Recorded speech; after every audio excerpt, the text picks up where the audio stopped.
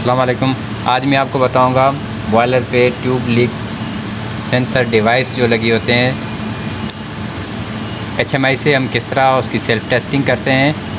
एक self testing होती है जो कि साउंड के थ्रू जो सेंसर के अंदर जो ट्रांसमीटर के अंदर जो स्पीकर लगा हुआ है वहाँ से साउंड जनरेट होता है और ट्रांसमीटर की आउटपुट देखी जाती है। और दूसरा होता है कि आप एयर को, ये एयर है, यहाँ से एयर को जनरेट करते हैं और देखते हैं कि इसकी आउटपुट ट्रांसमीटर की कितनी है। जैसे ही मैंने यहाँ से जनरेट किया, ये हम चैनल सेलेक्ट करते हैं। ये जो SOV है ये X8 है, जिस तरह यहाँ पे बताया गया है कि 1 2 4 8 ये चैनल है जो कि SOV को ज़ाहिर करते हैं। और यहाँ से हम सिलेक्शन करते हैं। जैसे मैंने यहाँ से सिलेक्ट किया और SOV की सिलेक्शन प्लस माइनस करके यहाँ से कम ज़्यादा करता हूँ। और जिस तरह यहाँ पे चैनल नंबर 4 और 4 नंबर SOV एनर्जाइज होगा और एयर जो है वो इस पाइप के थ्रू जाएगी ट्यूब्स के करीब जहाँ पे साउंड हमारा डिवाइस लगा हुआ है। तो डिवाइस आउटपुट जनरेट करेगा और आउटपुट जो है वो हमें यहाँ पे मिल जाएगी। ये ग्राफ है, तो वहाँ पे हमारे पास आउटपुट जनरेट हो जाएगी। तो और ये इंडिकेशन मैं आपको बता दूं कि ये डिटेक्टर हैं हमारे पास 0 से लेके 47। और इस पर ग्रीन कलर जो है वो नॉर्मल है, ब्लू कलर जो है वो एबनॉर्मल और रेड कलर जो इंडिकेशन है। तो एक्चुअल एयर जो आ रही है, मतलब कि कोई ट्यूब लीक हो गई जिससे स्टीम प्रेशर से आएगी और सेंसर डिटेक्ट करेगा और आउटपुट हमारे पास जनरेट होगी।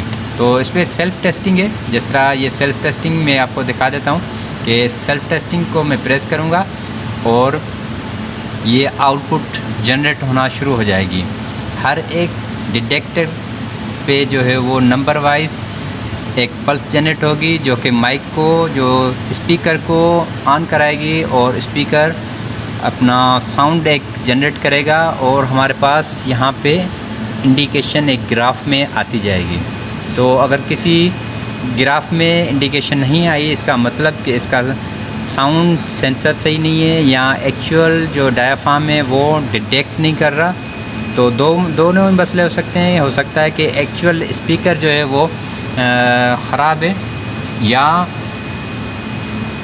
उसका डायाफ्राम जो है वो डिटेक्ट नहीं कर रहा। तो वो वेरीफाई किया जाता है। उसके बाद फिर हम चेक करते हैं कि हमारा मसला कहाँ पे है।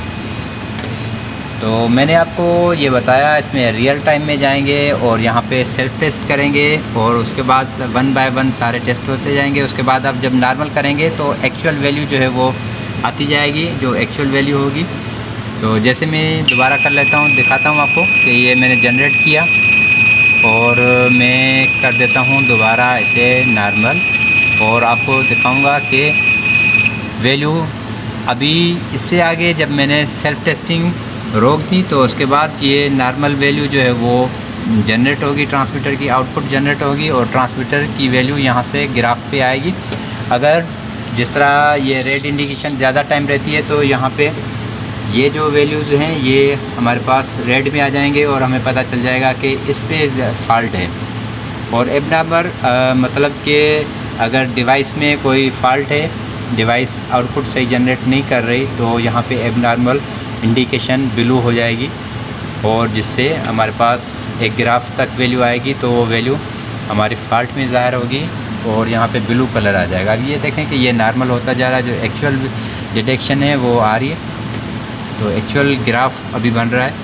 तो ये हम टाइमर भी रखते हैं सेल्फ़ टेस्टिंग का, तो ऑटो पे रख लेते हैं कि इतने घंटे के बाद या इतने एक दिन के बाद ये ऑटो डिटेक्ट भी होते रहें ताकि सेंसर की जो है वो हेल्थ भी चेक होती रहे।